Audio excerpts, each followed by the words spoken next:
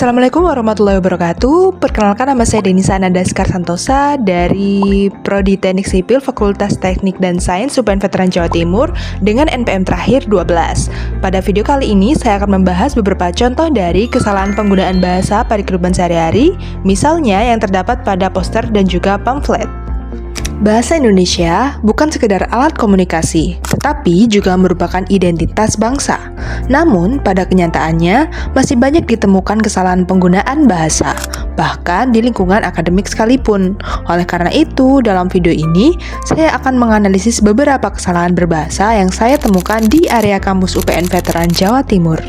Analisis ini didasarkan pada Pedoman Umum Ejaan Bahasa Indonesia atau PUEBI dan Kamus Besar Bahasa Indonesia atau KBBI dengan fokus pada ketepatan ejaan, pemilihan kata atau diksi, serta keefektifan kalimat. Lalu seperti apa bentuk dari kesalahan tersebut? Mari kita simak bersama-sama.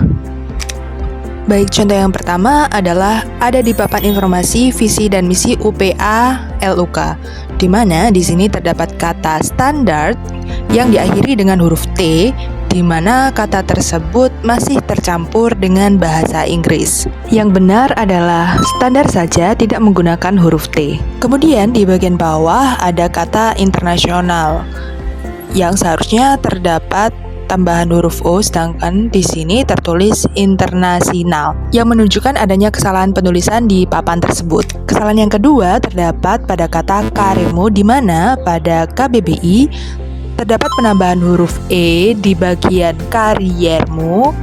Kemudian di sini juga terdapat kata mekanikal yang seharusnya menggunakan bahasa Indonesia saja, karena mekanikal ini masih menggunakan serapan bahasa Inggris dari mekanikal. Dan yang benar adalah mekanik saja atau teknik.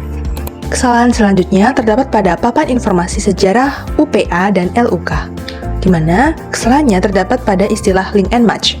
Berdasarkan kaidah bahasa Indonesia, istilah asing yang belum diserap secara resmi wajib ditulis dengan huruf miring atau italics. Kesalahan selanjutnya terdapat pada papan informasi laboratorium komputer grafis pada kata perwajah. Dalam KBBI, perwajah memang ada, namun dalam konteks desain grafis modern, istilah yang lebih tepat secara teknis untuk tata letak adalah layout. Jika ingin menggunakan bahasa Indonesia, tata letak lebih umum digunakan daripada perwajah.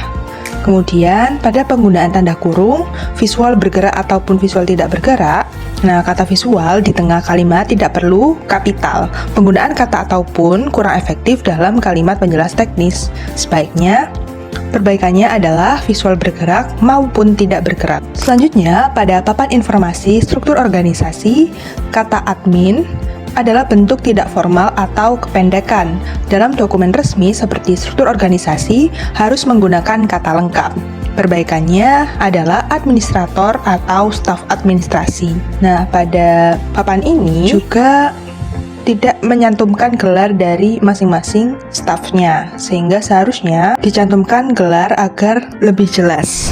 Selanjutnya, pada papan produk dan pelayanan, saya menemukan beberapa kesalahan berbahasa, khususnya pada penggunaan huruf kapital dan pemilihan kata atau diksi. Salah satunya terdapat pada kalimat tenaga asesor yang kompeten dan berdedikasi tinggi. Kata kompeten ditulis dengan huruf kapital, padahal tidak berada di awal kalimat dan bukan merupakan nama diri. Oleh karena itu, penulisan yang tepat adalah kompeten dengan huruf kecil. Selanjutnya, terdapat juga ketidaktepatan diksi pada kalimat sertifikasi kompetensi yang berstandar BNSP. Secara kebahasaan, kata berstandar merupakan kata kerja yang memerlukan kejelasan mengenai standar apa yang dirujuk, misalnya berstandar nasional. Sementara itu, BNSP merupakan nama lembaga, bukan nama standar. Dengan demikian, penggunaan frasa berstandar BNSP menjadi kurang tepat. Kalimat tersebut seharusnya dapat diperbaiki menjadi sertifikasi kompetensi sesuai standar BNSP atau sertifikasi kompetensi yang diselenggarakan oleh BNSP, sehingga maknanya lebih jelas dan sesuai dengan kaidah bahasa Indonesia yang baik dan benar. Nah, berikut ini adalah tabel rangkuman dari kesalahan berbahasa yang sudah dibahas sebelumnya.